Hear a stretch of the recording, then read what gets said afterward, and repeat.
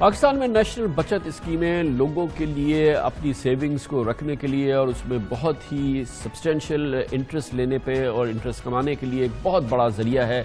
एक अंदाजे के मुताबिक 40 लाख पाकिस्तानियों के 4 खरब रुपए जो हैं वो नेशनल सेविंग स्कीम्स के अंदर लगे हुए हैं। इसमें रिटायर्ड लोग भी हैं, बेवाएँ हैं और बहुत ही मुस्तहिकीन जिनके पास सेविंग्स होती हैं, उनकी पूरी ज़िंदगी की सेविंग्स होती हैं, वो इसमें रखते हैं और एक माहाना मुनाफा, बड़ा मुनासिब मुनाफा इसमें लेते हैं।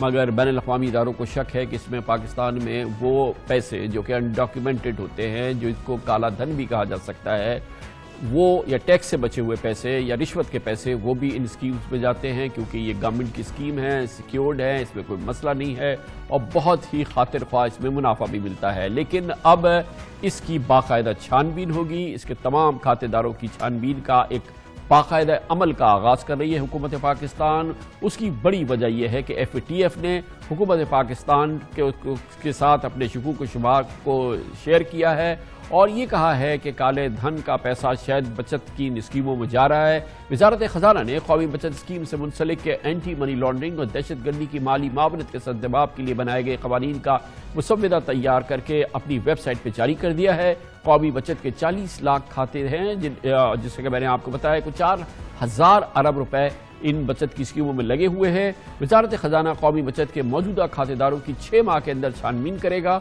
और अगले साल दिसंबर तक रिस्क प्रोफाइलिंग का काम मुकम्मल कर लिया जाएगा। KYC यानी कि नो योर कस्टमर्स जो बैंकों पर पाबंदी है वो अब इन स्कीम्स पर भी होगी और इसके असरात होंगे। वो क्या होंगे ये हम पूछते हैं। हमारे साथ मौजूद हैं जनाब Khurram Shahzad, chief executive officer हैं अल्फा बीटा कोर कंपनी के और बिजनेस उमूर के माहिर भी हैं। खुर्रम शहजाद साहब बताइएगा, ये हमने तो बताया कि ये क्या होने जा रहा है, इसके असरात क्या होंगे?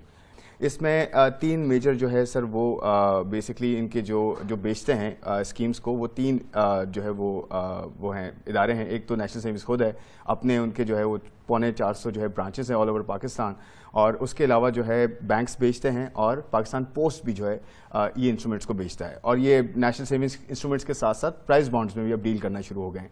टोटल जो है वो 4 ट्रिलियन है और अगर आप ये देखें कि पर जो इन्वेस्टर है उस पर कितना अकाउंट आता है, वो 5,71,000 रुपये आता है। यानी कि एक एवरेज इन्वेस्टर के पास 5,71,000 की इन्वेंट्री है या उसकी इन्वेस्टमेंट है इसके अंदर। अब हम बात कर लेते हैं कि ये एक्चुअली क्यों इंपॉर्टेंट है FATF के जो है पर्सपेक्टिव से।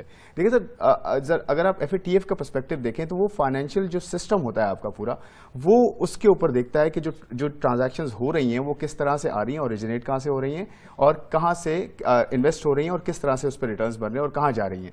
इसके अंदर अभी जो इन्होंने ये किया है, ये दो बड़े एस्पेक्ट्स हैं, उसको आइडेंटिफाई करने की कोशिश की। एक ये कि आइडेंटिफिकेशन ऑफ इन्वेस्टर, जो पैसा डाल रहा है उसके आइडेंटिफिकेशन, और आइडेंटिफिकेशन ऑफ फंड्स कि क्या वो उसका ओनर है या नहीं है।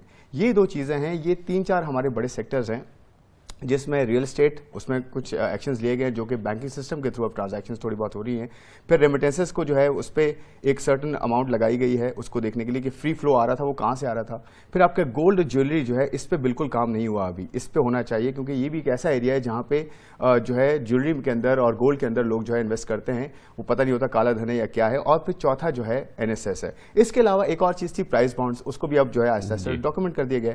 NSS में प्रॉब्लम ये हो रही थी कि कैश इन्वेस्टमेंट हो रही थी, लेस देन 50% रफली आपकी कैश जा रहा था उसके अंदर। डिनोमिनेशन अगर आप देखें तो 100 रुपये से लेकर no limit, maximum is no limit, यानी कि आप जितना भी कैश ले जाएं उसे डिनोमिनेशन में कन्वर्ट करके उनसे खरीदें तो कोई पूछताछ नहीं थी। उसकी एक वजह ये थी कि इसमें देखें पेंशनर्स आते हैं, इसमें विडोज आती हैं, ओल्ड एज आता है, ये सब आते हैं। लेकिन फाइनेंशियल सिस्टम को अगर आप देखें, आपके बैंक अकाउंट्स अगर आप देखें, इस वक्त रफली 50 मिलियन बैंक अकाउंट्स हैं। अगर बैंकेबल पॉपुलेशन देखें, 21.5 करोड़ आपकी टोटल पॉपुलेशन है, उसमें से बैंकेबल पॉपुलेशन यानी कि बच्चों को और यंगस्टर्स टीन्स को निकाल दें और ओल्ड एज को निकाल दें तो तकरीबन कोई 10 से 12 करोड़ बनती है।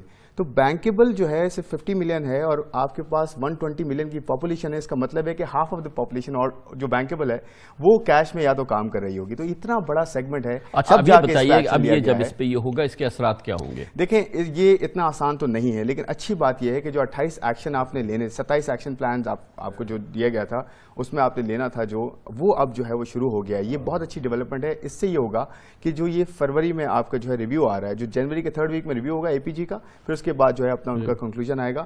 لیکن یہ جو پوری جو اسائنمنٹ ہے یہ کمپلیٹ ہوگی اگلے سال جا کے. اچھی بات یہ ہے کہ ایکشن کا حصہ یہ بن چکا ہے. یہ میں آپ کو بتاؤں 4 ٹریلین کا مطلب یہ ہے کہ ٹوٹل آپ کا ڈومیسٹک ڈیٹ ہے 25 ٹریلین روپیز.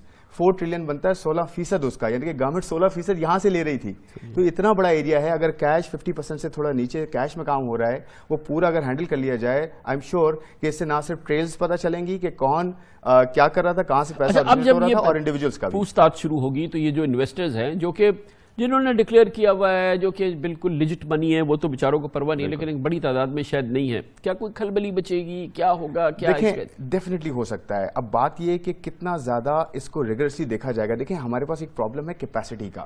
جو لوگ ہمارے یہاں بیٹھے ہیں نا انسٹیٹیوشن میں, وہ شاید اتنے زیادہ ٹرینڈ نہیں ہیں کہ اس کو کیسے ہینڈل کیا جائے گا. لیٹ سے اگر کوئی ایک اسکروٹنی نکلتی ہے, اس میں 3-4 اسٹیپس ہوں گے. KYC کے علاوہ ایک ہوتی ہے کسٹمر ڈیو ڈیلیجنس, ایک ہوتی ہے انہینسڈ ڈیو ڈیلیجنس. لیٹ سے اگر میری کوئی انفارمیشن ایسی نکلتی ہے کہ کوئی ایسی کوئی ڈاؤٹ فل انفارمیشن ہوتی ہے, اس پہ انہینسڈ پھر جو ہے نا وہ. اچھا معیشت کو کیا فائدہ ہوگا اس سے؟ دیکھیں معیشت کو یہ فائدہ ہوگا کہ آپ کا جو انٹرنیشنل پورا جو آپ کے ساتھ جو لین دین ہے دنیا کا, مثال کے طور پہ آپ کا جو فائنینشیل سسٹم ہے اس میں 2 حصے ہوتے ہیں, ایک ڈومیسٹک ہوتا ہے, ایک انٹرنیشنل ہوتا ہے. انٹرنیشنلی آپ کے امپورٹس ایکسپورٹس ریمیٹنسز یہ ساری ہرٹ ہوتی ہیں. اور دوسرا سب سے بڑا ایشو یہ ہوتا ہے کامران صاحب کہ آپ کا جو پریمیم ہوتا ہے, جو کنٹری رسک پریمیم ہوتا ہے, وہ کم ہو جاتا ہے. اگر آپ اس آپ یہ کہہ رہے ہیں کہ اس کا ایک میکرو فائدہ ہوگا, مطلب ہماری اندرونی معیشت کو اس کا اور ہمارے نظام کو اس کا کوئی اس کے اثرات نہیں. دیکھیں اگر آپ بلیک لسٹ ہو جاتے ہیں تو آپ کو کتنا بڑا نقصان ہو سکتا ہے. آپ 2008 میں بھی گرے لسٹ پہ تھے. جی مطلب یہ کہ یہ میکرو ایشو ہے, یہ نیشنل سیونگ سرٹیفکیٹس کا جو نہیں, اس سے میرا خیال میں اس سے فائدہ یہ ہوگا کہ ایکچولی جینوئن انویسٹرز آئیں گے. اب دیکھیں نا وڈو کا نہیں, اس سے ایک اور فائدہ یہ بھی ہوگا کہ وڈو کا نہیں پتا یا اولڈ ایج کا نہیں پتا کہ ایکچولی وہی انویسٹر ہے, اس کے پیچھے کوئی اور ہے.